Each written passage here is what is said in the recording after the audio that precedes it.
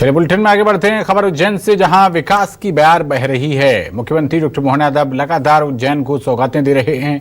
कई विकास परियोजनाओं का शिलान्यास और कई परियोजनाओं का लोकार्पण भी किया है। मुख्यमंत्री डॉक्टर मोहन यादव ने सिंहस्थ 2028 को ध्यान में रखकर विकास कार्य कराए जा रहे हैं।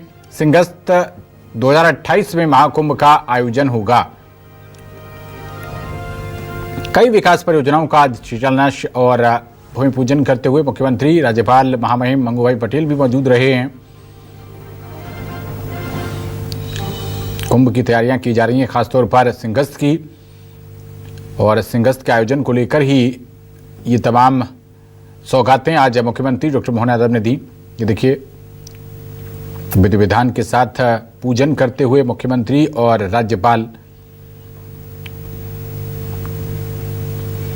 के जब माननीय राज्यपाल महोदय जी, मुख्यमंत्री जी पूजन अर्चन समर्पित कर और संवर्धन हो रहा है। और विकास के पथ पर मध्य प्रदेश सरकार ने 13,500 करोड़ रुपए से अधिक का प्रावधान किया है। सिंहस्थ 2028 को ध्यान में रखकर विकास योजनाएं चलाई जा रही हैं। सीएम डॉक्टर मोहन यादव के नेतृत्व में विकास कार्य किए जा रहे हैं। जमीनी स्तर पर लगातार काम हो रहा है और योजनाओं का शिलान्यास और लोकार्पण हो रहा है। शिप्रा नदी के तटों पर भी व्यापक विकास कार्य हो रहे हैं। घाटों का सुदृढ़ीकरण, 29 किलोमीटर लंबे पाथवे का निर्माण हुआ। सरकार ने इसको लेकर 13,500 करोड़ रुपए से ज्यादा का प्रावधान किया। सिंहस्थ 2028 में महाकुंभ का आयोजन होगा, उसी को लेकर ये तैयारियां शुरू की जा रही हैं और भूमि पूजन होता हुआ। और ज्यादा जानकारी के साथ हमारे संवाददाता प्रदीप मालवीय जुड़ गए हैं। प्रदीप, मुख्यमंत्री डॉक्टर मोहन यादव ने आज कई बड़ी सौगातें दी हैं उज्जैन को। सिंहस्थ को ध्यान में रखते हुए ये विकास योजनाएं दी गई हैं, क्या और अपडेट्स? इसको लेकर मुख्यमंत्री डॉक्टर मोहन यादव बहुत ही संजीदा है और लगातार कर रहे हैं और लगातार यहाँ कई जो लोकार्पण किए जा रहे हैं। इस क्रम में आज उज्जैन में 662 करोड़ के जो भूमि पूजन हुआ 662 करोड़ के कार्यों का, और उज्जैन में जो आगामी सिंहस्थ है उसको लेकर लगातार पिछले 2-3 वर्षों से सतत काम चल रहे हैं। और आप यहाँ देखेंगे कि आने वाले जो महाकुंभ है उसको भव्य और दिव्य बनाने के लिए मुख्यमंत्री डॉक्टर मोहन यादव रात दिन जुड़े हैं। उनका जो प्रशासनिक अमला है वो रात दिन जुड़ा है। यहाँ के जो प्रशासनिक अधिकारी है, चाहे कलेक्टर हो, कमिश्नर हो या जो भी अन्य अधिकारी हो, जो लगातार दौरा कर रहे हैं। दिन के साथ ही रात को भी जो कार्य चल रहे हैं, निर्माण कार्य चल रहे हैं, उनकी मॉनिटरिंग कर रहे हैं। आपके आसपास कुछ लोग भी मौजूद हैं, उनसे भी बात करने की कोशिश करिए प्रदीप। हम उनसे बात करेंगे कि जो निर्माण कार्य चल रहे हैं वे किस प्रकार के बोल रहे हैं। हमारे साथ में पूर्व जो निगम आयुक्त है आदित्य नागर जी, बताइए जो कार्य चल रहे हैं वो कौन कौन सा कार्य चल रहा है? अभी उज्जैन शहर में सिंहस्थ की तैयारी के लिए लगातार छोटी जगह विकास कार्य चल रहे हैं और ये नियम रखा जा रहा है कि जो हमारे श्रद्धालु आएंगे और जो साधु सन्यासी आएंगे पहुंचे हुए, उन सबको किसी को भी कोई असुविधा का सामना न करना पड़े और सारा ट्रैफिक सुचारू रूप से चलता रहे, इसके संबंध में चारों ओर कार्रवाई की जा रही है। और हमारे जो अधिकारी हैं, कमिश्नर है, कलेक्टर है, निगम आयुक्त है, माननीय सीएम साहब है, आप सभी स्मार्ट लोग हैं।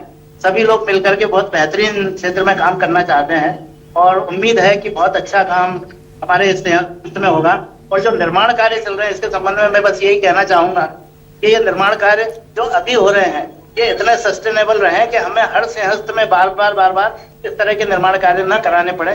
चौड़ीकरण वगैरह भी हैं, उनको भी आगे तक के विजन को ध्यान में रख करके किया जाना चाहिए और लगातार इस बारे में ही अधिकारी लोग कार्रवाई कर रहे हैं। तो कार्यों की जो फहरिस्त है, इसमें कितने निर्माण कार्य और क्या क्या होना है और कब तक इसकी गाइडलाइन है? ये तो प्रशासन का विषय है।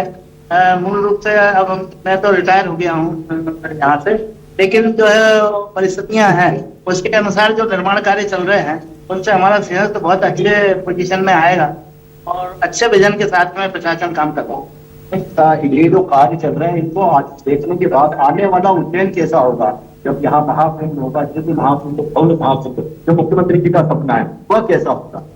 बिल्कुल, यहाँ पे सबसे बड़ी बात यह है कि जो हमारी धर्म और आस्था का केंद्र है उज्जैन, यहाँ पर जो करोड़ों लोग आएंगे वो लोग एक अच्छी भावना लेकर के जाएंगे।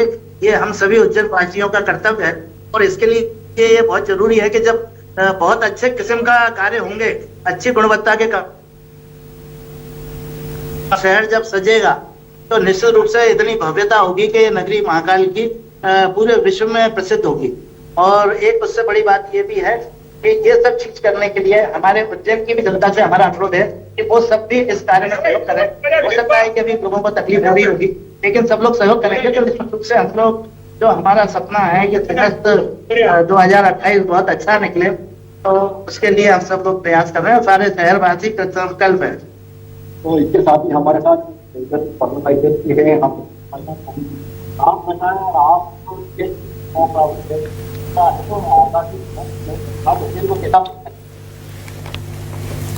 के पूर्व में भी 2 सिंहस्थ देखे हैं, लेकिन उनकी अपेक्षा में जो इस बार यहाँ पर उज्जैन में जो काम चल रहा है वो अभूतपूर्व है। यहाँ पर मेडी सिटी बन रही है और यहाँ पर IT कॉलेज बन रहा है।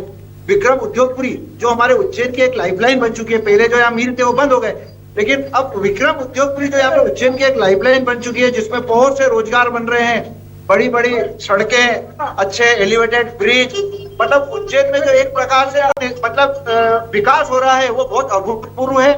माननीय मुख्यमंत्री जी ने उज्जैन में जो सीएस का एक विजन देखा है, उस विजन को उन्होंने साक्षात करके दिखाया है, मतलब उन्होंने इसको जीकर दिखाया। मेरे हिसाब से तो ये काम बहुत अभूतपूर्व हो रहा है।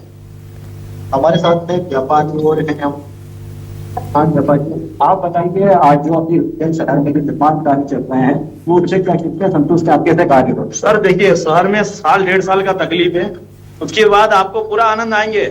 अभी परेशानी जरूर आ रहा है, आपको परेशानी खूब आ रहा है, लेकिन 1.5 साल का तकलीफ है। 1.5 साल बाद सारा जीवन आनंद आनंद है। इससे ज्यादा मैं आपको कुछ नहीं बोलूंगा।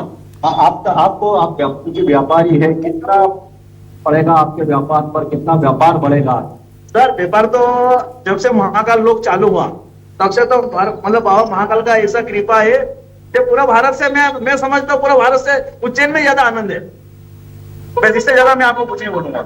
हमारे साथ में युवा है यहाँ पर, हम आपसे पूछना चाहेंगे कि उज्जैन में जो एक लंबे निर्माण कार्य चल रहे हैं, लगातार चल रहे हैं, पूरे शहर में चल रहे हैं, आप कैसे देखते हो इनको? आगामी भव्य उज्जैन कैसा होगा? उज्जैन के लिए गौरवान्वित का क्षण रहेगा कि श्रेष्ठ महाकुंभ उज्जैन में लगना है।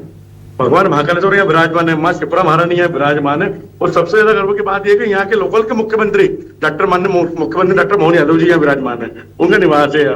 उनके उपलब्धि में बहुत अच्छा श्रेष्ठ कुंभ लगेगा।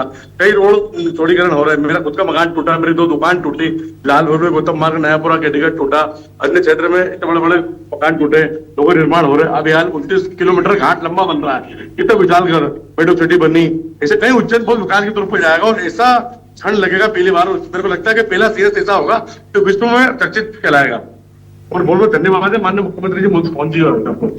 आप जो निर्माण कार्य संतुष्ट है? आपके सारे निर्माण कार्य सारे निर्माण कार्य से संतुष्ट है, और जिन लोगों को तकलीफ हो रही है, थोड़े दिन की तकलीफ है, बाकी देखो बाद में मकान के भाव बढ़ेंगे, रोड की गाइडलाइन बढ़ेगी, मुझे जड़ी चर्चित होगी, रोड पे सेटेलाइट होगा, स्कूल कॉलेज बनेंगे, बहुत सारे निर्माण हो रहा है। बहुत अच्छा खुशी की बात है।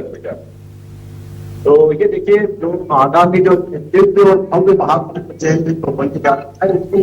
लोग जो है वो बड़े संतुष्ट से भरे हैं, निर्माण कार्य कर रहे हैं, उसको लेकर लोग बड़ी आशा जता रहे हैं कि जो निर्माण कार्य यहाँ पर जब ये कंप्लीट हो गया तब उज्जैन का स्वरूप ही अलग और महाकुंभ की भव्यता और दिव्यता और बढ़ जाएगी। और माननीय मुख्यमंत्री जी का ऐसा एक स्वप्न है कि इस श्रीवस्त महापर्व को 2028 के श्रेष्ठ महापर्व को एक अलग ही स्वरूप प्रदान करना है। पूरे विश्व से इस दौरान यहाँ लोग पहुंचेंगे और मां शिप्रा का जल का आचमन करके स्नान करेंगे। उसी को लेकर यहाँ अलग अलग प्रकार की जो निर्माण कार्य चल रहे हैं, उसमें मेडी सिटी है, इसमें IT पार्क है, 29 किलोमीटर के जो घाट है, शिप्रा किनारे घाट और कॉरिडोर बनाए जा रहे हैं, एलिवेटेड रोड है, और इसके साथ ही 8 लेन 4 लेन और 6 लेन जो सड़कें बनाई जा रही है। तो इसे देखा जाए तो ये बड़ी लंबी फहरिस्त है निर्माण कार्यों की, इसे बयां करना बड़ा लंबा होगा।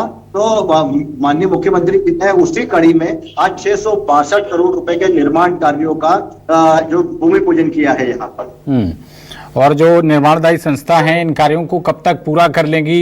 एक 2 सज्जन यहाँ पर कह रहे थे कि 1.5 साल लगभग लगेगा, जब लोगों को थोड़ी सी अभी परेशानी हो रही है क्योंकि कुछ तोड़ फोड़ चल रही होगी, इस वजह से रास्ते में चलने में भी दिक्कत हो रही होगी।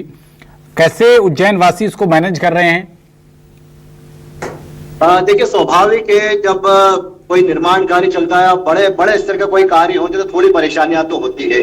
सभी कार्यों की अलग अलग गाइडलाइन तय की गई है। कुछ कार्य लगभग 50 से 60% तक पूर्ण हो गए, कुछ 80 से 90% पूर्ण हो गए, कुछ 2026 के अंतिम दिनों तक लगभग संभवतः पूर्ण हो जाएंगे। इसे करते हुए लगभग 2027 के अंतिम समय तक या उसके पहले सभी निर्माण कार्य पूर्ण करने का लक्ष्य रखा गया है। क्योंकि निर्माण एजेंसी को आदेश दिए गए हैं कि वे लगातार जो है मॉनिटरिंग करें, और इसी के लिए जो अधिकारी दिन के साथ रात में भी दौरा निरीक्षण और ये कर रहे हैं। साथ ही सभी को आदेश दिए हैं कि वे लगातार जो इन कार्यों को देखते रहे और इनको अच्छे से करते रहे।